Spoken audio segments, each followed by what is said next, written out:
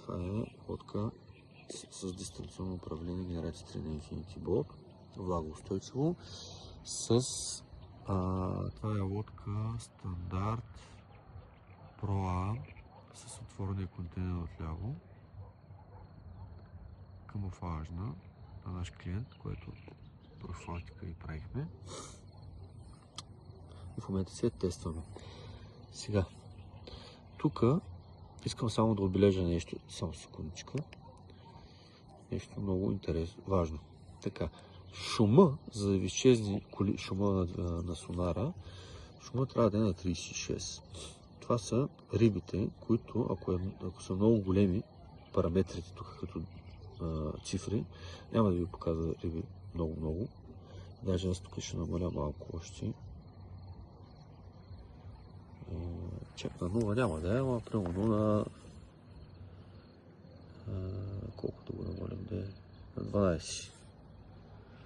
Така ще го оставя. И сега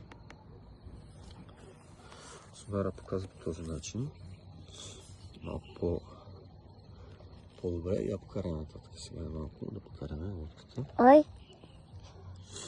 Точно така.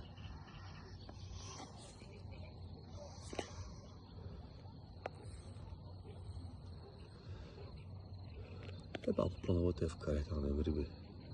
Дали ще изляснат. А там ли? Навътре, да. Навътре.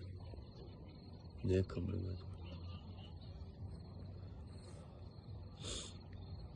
Тук никакви риби няма. Или по размера, който търсим.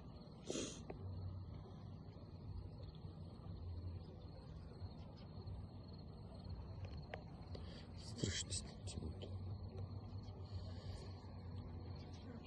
Добре. Да, оп, тук има някаква риба, ето излезе. На 1,20 м. Я малко насам.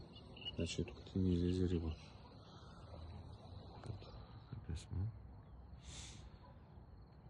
Не много далеч от брега.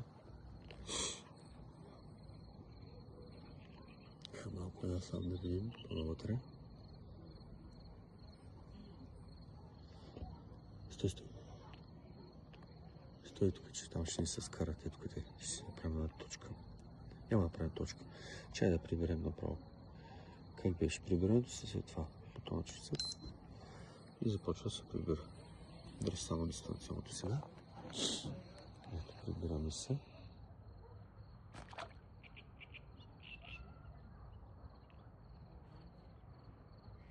И така, попътил. Няма риби за сега.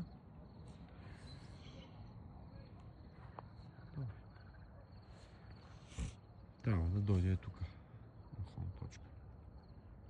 Пред нас горе-долу е такова впечатление.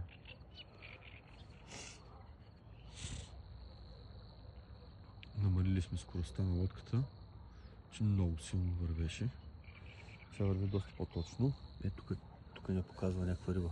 Не е за всяко на сонара.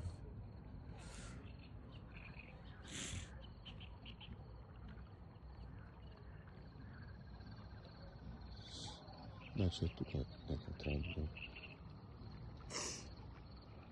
Може би тук беше. Също видим как ще спре. Гордо е тук, да. Точно тук.